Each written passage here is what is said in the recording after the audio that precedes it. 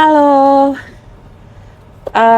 aku lagi mau bahas tentang sosmed, social media, gitu ya. Ini lebih ke cerita-cerita aja sih, share pengalaman gitu ya. Apa bermain atau punya akun sosmed itu bisa buat apa aja gitu. Jujur ini sebenarnya sebelum aku cerita apa benefit yang aku rasain dari sosmed, aku mau cerita ada beberapa kebingunganku gitu ya. Ya kalau aku kan self proclaim aku generasi milenial gitu, yang artinya um, yang setidaknya yang aku alamin dan juga biasanya sering didiskusikan mengenai generasi milenial, kita tuh generasi transisi. Kita mengalami masa kecil yang analog gitu ya, tanpa adanya kehadiran teknologi-teknologi digital, tapi kita juga termasuk yang menjadi first adopter dari teknologi digital gitu. Contoh nih, misalnya dalam dunia sosmed, awal-awal sosmed tuh dulu ada Multiply, ada Friendster. Nah itu aku ngalamin tuh gitu kan. Sekarang ada lebih banyak lagi sosmed-sosmed yang bertebaran gitu ya. Bahkan Facebook aja sekarang mungkin udah bisa dibilang usang gitu generasinya yang memakai Facebook. Nah, itu ya, kebingunganku adalah ketika aku melihat angkatan-angkatan mahasiswa yang artinya satu generasi di bawahku atau Gen Z gitu ya. Seringkali disebut sebagai Gen Z. Ini bukan mengeneralisir, tapi ini kayak fenomena yang aku perhatiin. Banyak Gen Z itu yang punya akun sosmed, followernya banyak gitu ya, ribuan, contohlah Instagram gitu, followernya banyak, tapi postingannya cuma satu dua gitu. Dan lebih sering kayaknya tuh kalau aku lihat, kalaupun ngepost hanya di IG story. Nah itu aku nggak paham sih, nggak nangkep gitu kenapa kok kayak gitu fenomenanya gitu.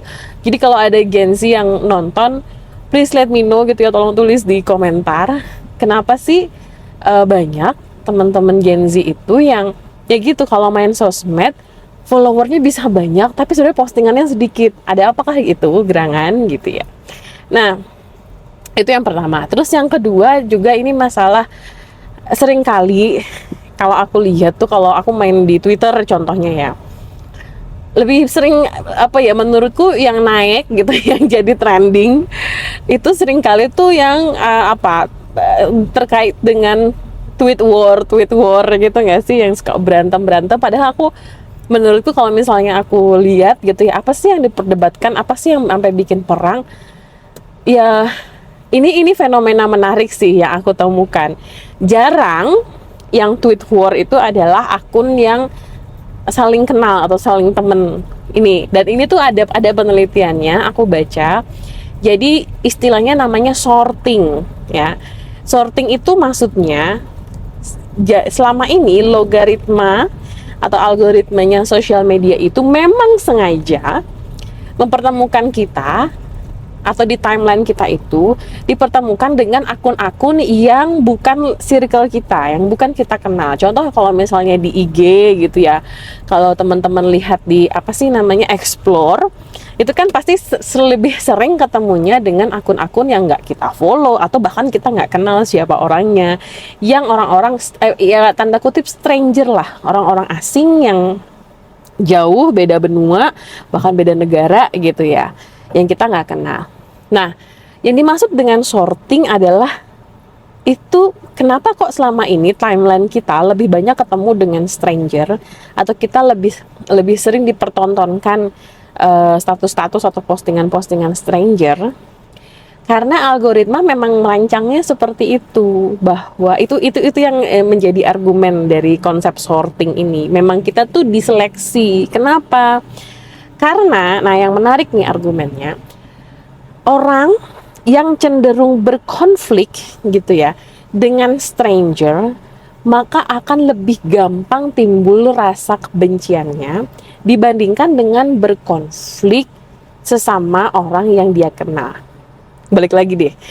Jadi menurut konsep sorting ini, kebencian, hate, itu muncul ketika perdebatan itu terjadi antara stranger, antara orang-orang yang nggak dikenal, dibandingkan kalau perdebatan itu terjadi dengan orang-orang yang kita kenal, yang kita ketemu, temen, saudara. Kalau itu terjadi, kalau itu kita berkonflik, kecenderungannya nggak akan memunculkan kebencian. Nah, ini yang menarik menurutku. Kenapa? Aku coba perhatikan juga, aku coba observasi juga gitu ya di di Twitter gitu, tweet war ini. Aku memperhatikan seringkali kalau misalnya stranger, orang asing itu berdebat gitu, seringkali perdebatannya itu nggak substantif. Tidak lagi perdebatan, contoh paling gampang misalnya prinsip sekarang misalnya lagi marak isu genosida yang dilakukan Israel ke Palestina gitu ya. Nah, kalau aku perhatikan, observasi, kalau ada satu orang yang pro Israel contoh, terus dia tweet war sama orang yang pro Palestina gitu, tapi ini dua akun ini sebenarnya nggak kenal, stranger gitu ya.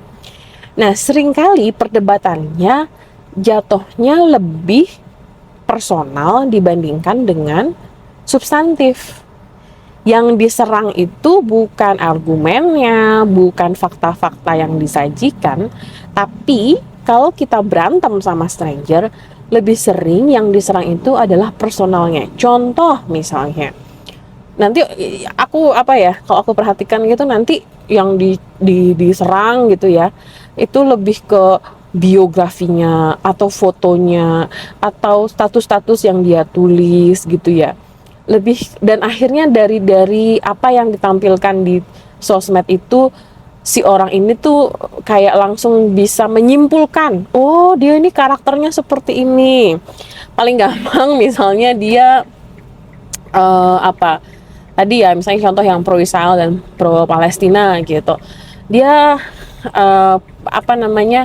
dia bendera bukan bendera, biografinya gitu ada bendera Palestinanya, ada bendera Israelnya, yang satu pakai bendera Palestinanya. Nah, itu kan langsung kayak menyimpulkan, oh nih orang pasti pro Israel gitu. Padahal bisa jadi sebenarnya orang yang pro Israel ini orang Muslim gitu, atau orang dengan identitas yang tidak bisa dilihat hanya dari biografinya aja. Atau baik lagi misalnya orang yang pro Palestina, dia dia pakai biografinya bendera Palestina gitu, tapi nanti postingannya ada yang misalnya berbau-bau atau mengutip-ngutip tulisan-tulisan dari Amerika. Nanti orang akan langsung menyerang secara personalnya gitu. Nah, menurutku itu yang disebut sebagai sorting.